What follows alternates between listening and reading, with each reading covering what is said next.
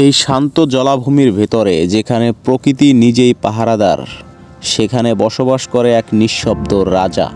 সে চিৎকার করে না, সে তাড়া করে না, সে শুধু অপেক্ষা করে।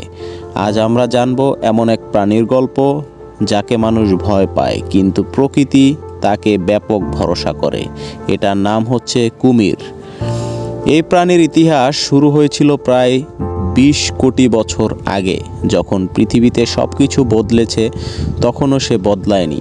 কারণ প্রকৃতি একবার যা নিখুঁতভাবে তৈরি করে, তা আর নতুন করে বানাতে হয় না। কুমির হলো প্রকৃতির সেই নিখুঁত নকশা।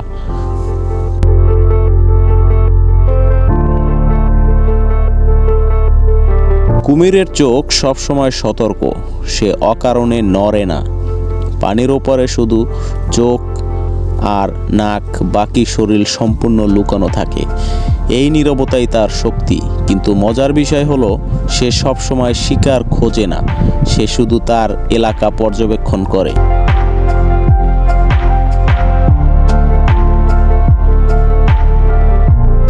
অনেকে ভাবে কুমির শুধু প্রবৃত্তিতে চলে, কিন্তু গবেষণা বলছে ভিন্ন কথা।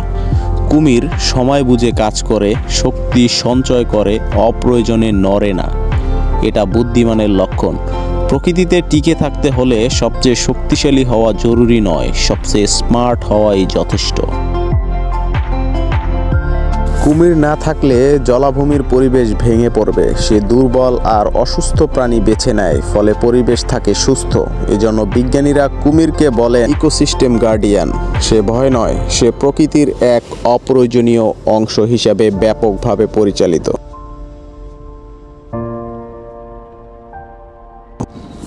বন্ধুরা, কুমির দিনে বেশিরভাগ সময় চুপচাপ বিশ্রামে থাকে, কখনো কখনো একই জায়গায় ঘন্টার পর ঘন্টা।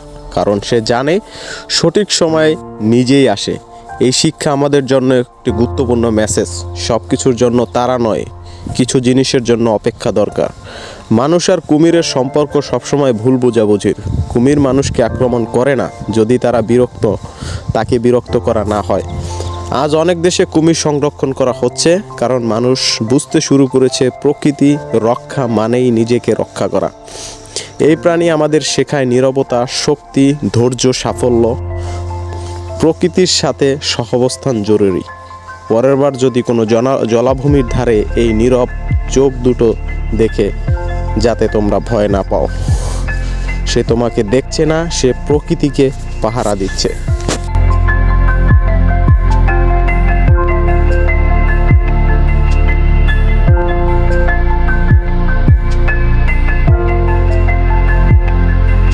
দর্শক, আমরা কুমিরের যে ওজন বা প্রজাতি, সেটা 3টি ভাগে ভাগ করেছি: ছোট প্রজাতি, মাঝারি এবং বড় প্রজাতি।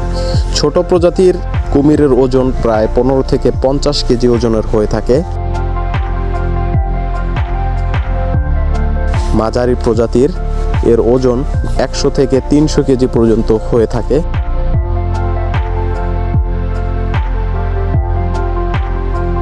বড় প্রজাতির ওজন 500 কেজিরও বেশি হতে পারে।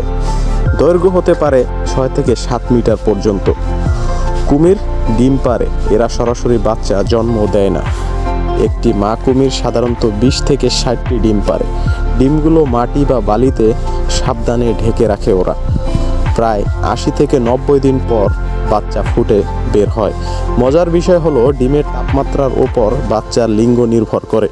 বেশি গরম হলে সাধারণত পুরুষ বাচ্চা জন্ম হয়, কম গরম হলে স্ত্রী কুমির জন্ম হয়। অনেকে ভাবে কুমির বাচ্চা যত্ন নেয় না, কিন্তু বাস্তবতা ভিন্ন। মা কুমির ডিম ফোটানোর পর বাচ্চাকে মুখে করে পানিতে নিয়ে যায়, কয়েক সপ্তাহ পর্যন্ত আশেপাশে পাহারা দেয়। এটা প্রমাণ করে কুমির শুধু শক্তিশালী নয়, সে ব্যাপক দায়িত্বশীলও বটে।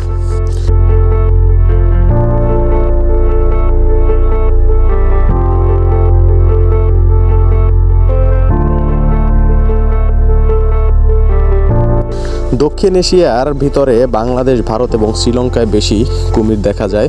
দক্ষিণ পূর্ব এশিয়া, আফ্রিকা, অস্ট্রেলিয়া, মধ্য ও দক্ষিণ আমেরিকায় এদের বিচরণ রয়েছে। বাংলাদেশে কুমির পাওয়া যায় সুন্দরবন, নদী ও বড় জলাভূমিতে। কুমির পরিবেশের জন্য খুবই প্রয়োজনীয়। দুর্বল প্রাণী নিয়ন্ত্রণ করে, জলাভূমির ভারসাম্য বজায় রাখে, জীববৈচিত্র্য রক্ষা করে। তাই আজ অনেক দেশে কুমির সংরক্ষণ করা হচ্ছে। শক্তি, ধৈর্য আর অভিযোজন, এই 3টি গুণে কুমির প্রকৃতির এক অনন্য সৃষ্টি। একে ভয় নয়, বোঝার চেষ্টা করাই সবচেয়ে বড় সচেতনতা। Thank you everyone. ভিডিওটি ভালো লাগলে একটি সাবস্ক্রাইব করে পাশে থাকা বেল আইকনটি প্রেস করে দিন এবং নতুন নতুন ভিডিও পেতে চ্যানেলটি সাবস্ক্রাইব করে রাখুন। সেই সাথে আপনাদেরকে অসংখ্য ধন্যবাদ এতক্ষণ ধরে এই সুন্দর ভিডিওটি উপভোগ করার জন্য। Thank you everyone.